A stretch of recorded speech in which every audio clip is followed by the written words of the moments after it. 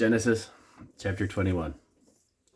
And the Lord visited Sarah as he had said, and the Lord did unto Sarah as he had spoken. For Sarah conceived and bare Abraham a son in his old age, at the set time of which God had spoken to him.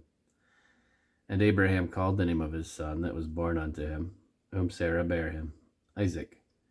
And Abraham circumcised his son Isaac, being 8 days old, as God had commanded him. And Abraham was 100 years old when his son Isaac was born unto him. And Sarah said, God hath made me to laugh, so that all that hear will laugh with me. And she said, Who would have said unto Abraham that Sarah should have given children suck? For I have borne him a son in his old age. And the child grew and was weaned, and Abraham made a great feast the same day that Isaac was weaned. And Sarah saw the son of Hagar, the Egyptian, which had borne unto Abraham, mocking. Wherefore she said unto Abraham, Cast out this bondwoman and her son, for the son of this bondwoman shall not be an heir with my son, even with Isaac. And this thing was very grievous in Abraham's sight, because of his son. And God said unto Abraham, Let it not be grievous in thy sight, because of the lad, because of thy bondwoman. In all that Sarah hath said unto thee, hearken unto her voice, for in Isaac shall thy seed be called. And also of the son of the bondwoman will I make a nation, because he is thy seed.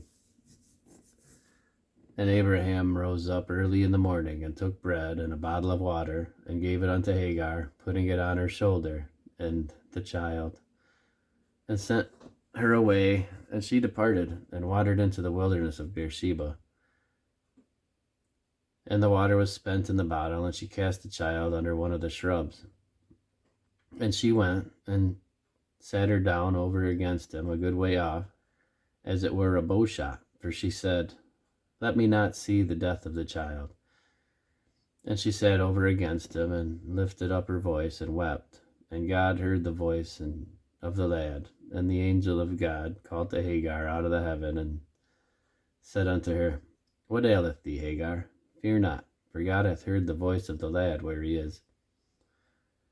Arise, lift up the lad, and hold him in thine hand, for I will make him a great nation.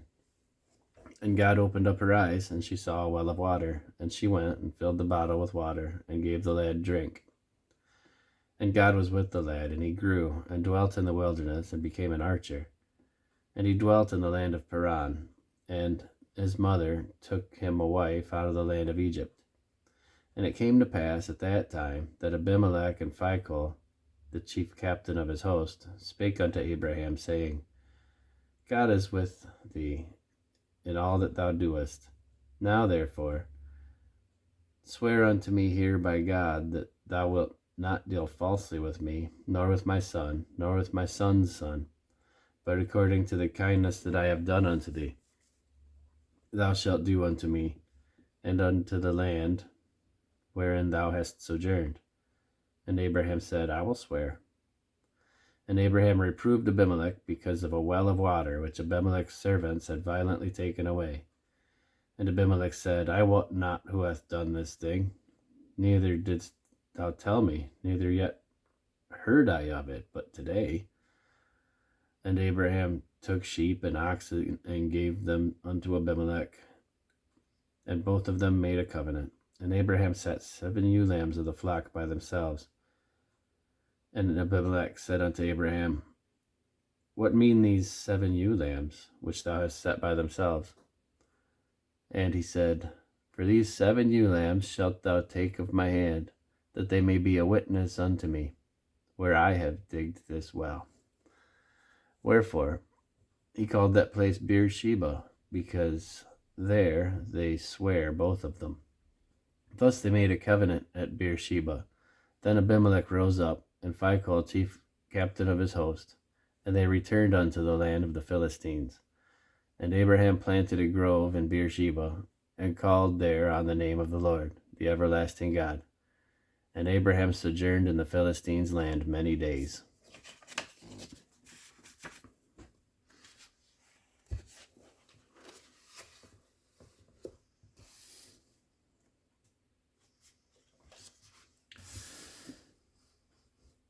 Nehemiah chapter 11. And the rulers of the people dwelt at Jerusalem. The rest of the people also cast lots to bring 1 of 10 to dwell in Jerusalem, the holy city, and 9 parts to dwell in other cities. And the people blessed all the men that willingly offered themselves to dwell at Jerusalem. Now these are the chief of the provinces that dwelt in Jerusalem. But in the cities of Judah dwelt every one in his possession in their cities, to wit, Israel, the priests and the Levites and the Nethinims and the children of Solomon's servants. And at Jerusalem dwelt certain of the children of Judah and of the children of Benjamin. Of the children of Judah, Athaiah, the son of Uzziah, the son of Zechariah, the son of Amariah, the son of Shephatiah, the son of Mahalalel. Of the children of Perez, and Maaseiah, the son of Baruch, the son of Kol-Hoseh, the son of Hazaiah, the son of Adaiah, the son of Joiarib, the son of Zechariah, the son of Shilonai. All the sons of Perez that dwelt at Jerusalem were 468 valiant men. And these are the sons of Benjamin: Shallu, the son of Meshullam, the son of Joed, the son of Pedaiah, the son of Kolaiah, the son of Maaseiah, the son of Ithiel, the son of Jesaiah. And after him Gabai, Shalai, 928. And Joel, the son of Zichri, was their overseer, and Judah, the son of Shenuah, was second over the city. Of the priests, Jedaiah, the son of Joiarib, Jachin. Seraiah, the son of Hilkiah, the son of Meshullam, the son of Zadok, the son of Merioth, the son of Ahitub, was the ruler of the house of God. And the brethren that did the work of the house were 822. And Adaiah, the son of Jeroham, the son of Pelaiah, the son of Amzi, the son of Zechariah, the son of Pashur, the son of Malachiah, and his brethren, chief of the fathers, 242. And Amashai, the son of Azareel, the son of Ahasai, the son of Meshillemoth, the son of Immer, and their brethren, mighty men of valor, 128. And their overseer was Zabdiel, the son of one of the great men. Also of the Levites, Shemaiah, the son of Hashab, the son of Azrikam, the son of Hashabiah, the son of Buni, and Shabbathai and Jozabad, the chief of the Levites, had the oversight of the outward business of the house of God. And Mattaniah, the son of Micah, the son of Zabadi, the son of Asaph, was the principal to begin the thanksgiving and prayer. And Bakbukai, the second among his brethren, and Abda, the son of Shammua, the son of Galal, the son of Jeduthun. All the Levites in the holy city were 284. Moreover, the porters, Akub, Talmon, and their brethren that kept the gates were 172. And the residue of Israel, of the priests and the Levites, were in all the cities of Judah, every one in his inheritance.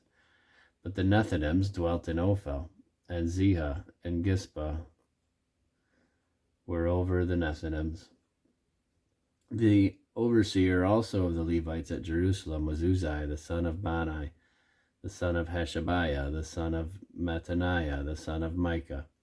Of the sons of Asaph, the singers were over the business of the house of God, for it was the king's commandment concerning them that a certain portion should be for the singers, due for every day.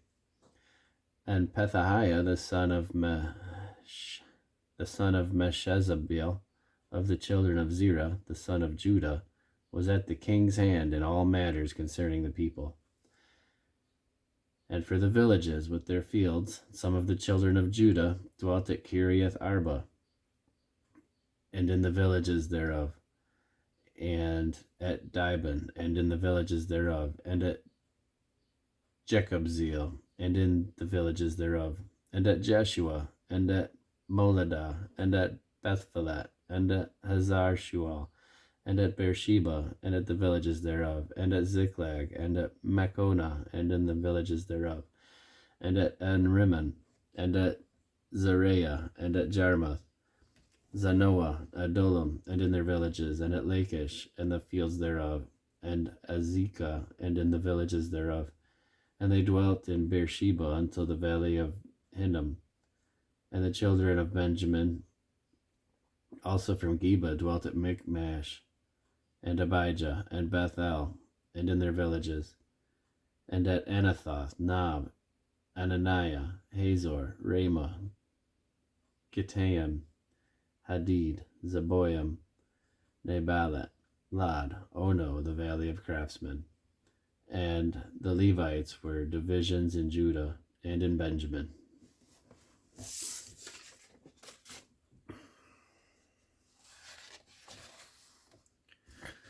Psalm 21, to the chief musician, a psalm of David. The king shall joy in thy strength, O Lord, and in thy salvation how greatly shall he rejoice. Thou hast given him his heart's desire, and hast not withholden the request of his lips. Selah. For thou preventest him with the blessings of goodness, and settest a crown of pure gold on his head. He asked life of thee, and thou gavest it him, even length of days forever and ever. His glory is great in thy salvation. Honor and majesty hast thou laid upon him, for thou hast made him most blessed forever. Thou hast made him exceeding glad with thy countenance. For the king trusteth in the Lord, and through the mercy of the Most High he shall not be moved. Thine hand shall find out all thine enemies. Thy right hand shall find out those that hate thee. Thou shalt make them as fiery oven in the time of thine anger. The Lord shall swallow them up in his wrath, and fire shall devour them.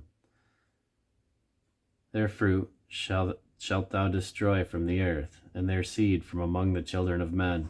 For they intend evil against thee. They imagined a mischievous device which they are not able to perform. Therefore shalt thou make them turn their back, when thou shalt make them ready thine arrows upon their strings against the face of them. Be thou exalted, Lord, in thine own strength. So will we sing and praise thy power.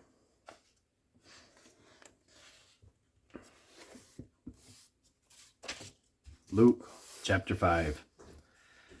And it came to pass that as the people pressed upon him to hear the word of God, he stood by the lake of Gennesaret, and saw 2 ships standing by the lake, but the fishermen were gone out of them, and were washing their nets. And he entered into one of the ships, which was Simon's, and prayed him that he would thrust out a little from the land. And he sat down and taught the people out of the ship. Now, when he had left speaking, he said unto Simon, Launch out into the deep, and let down your nets for a draught. And Simon answering said unto him, Master, we have toiled all the night, and have taken nothing. Nevertheless, at thy word, I will let down the net. And when they had this done, they enclosed a great multitude of fishes, and their net brake. And they beckoned unto their partners, which were in the other ship, that they should come and help them.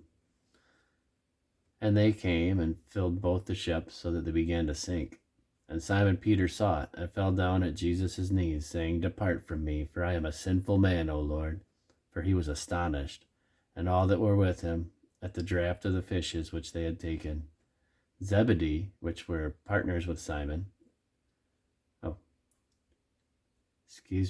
for he was astonished, and all that were with him, at the draught of fishes which they had taken. And so was also James and John, the sons of Zebedee, which were the partners with Simon. And Jesus said unto Simon, Fear not, from henceforth thou shalt catch men. And when they had brought their ships to the land, they forsook all and followed him. And it came to pass, when he was in a certain city, behold, a man full of leprosy, who, seeing Jesus, fell on his face and besought him, saying, Lord, if thou wilt, thou canst make me clean. And he put forth his hand and touched him, saying, I will, be thou clean. And immediately the leprosy departed from him. And he charged him to tell no man, but go and show thyself to the priest, and offer for thy cleansing according as Moses commanded, for testimony unto them. But so much more went there a fame abroad of him. And great multitudes came together to hear and to be healed by him of their infirmities. And he withdrew himself into the wilderness and prayed. And it came to pass on a certain day, as he was teaching, that there were Pharisees and doctors of the law sitting by, which were come out of every town of Galilee, and Judea, and Jerusalem, and the power of the Lord was present to heal them. And behold, men brought in a bed a man which was taken with palsy, and they sought means to bring him in, and to lay him before him. And when they could not find by what way they might bring him in, because of the multitude, they went upon the housetop, and let him down through the tiling, with his couch, into the midst before Jesus. And when he saw their faith, he said unto him, Man, thy sins are forgiven thee. And the scribes and the Pharisees began to reason, saying, Who is this which speaketh blasphemies? Who can forgive sins but God alone? And when Jesus perceived their thoughts, he answering said unto them, What reason ye in your hearts? Whether it is easier to say, Thy sins be forgiven thee, or to say, Rise up and walk. But that ye may know that the Son of Man hath power upon earth to forgive sins, he saith unto the sick of the palsy, I say unto thee, Arise, and take up thy couch, and go unto thine house. And immediately he rose up before them, and took up that whereon he lay, and departed to his own house, glorifying God. And they were all amazed, and they glorified God, and were filled with fear, saying, We have seen strange things today. And after these things he went forth, and saw a publican named Levi sitting at the receipt of custom. And he said unto him, Follow me. And he left all, rose up, and followed him. And Levi made a great feast in his own house. And there was a great company of publicans, and of others that sat down with them. But their scribes and Pharisees murmured against his disciples, saying, Why do ye eat and drink with publicans and sinners? And Jesus answering said unto them, They that are whole need not a physician, but they that are sick. I came not to call the righteous, but sinners to repentance. And they said unto him, Why do the disciples of John fast often, and make prayers, and likewise the disciples of the Pharisees? But thine eat and drink. And he said unto them, Can ye make the children of the bride chamber fast while the bridegroom is with them? But the days will come when the bridegroom shall be taken away from them, and then shall they fast in those days. And he spake also a parable unto them. No man putteth a piece of a new garment upon an old. If otherwise, then both the new maketh a rent, and the piece that was taken out of the new agreeth not with the old. And no man putteth new wine into old bottles, else the new wine will burst the bottles, and be spilled, and the bottles shall perish. But new wine must be put into new bottles, and both are preserved. No man also having drunk old wine straightway desireth new, for he saith, The old is better.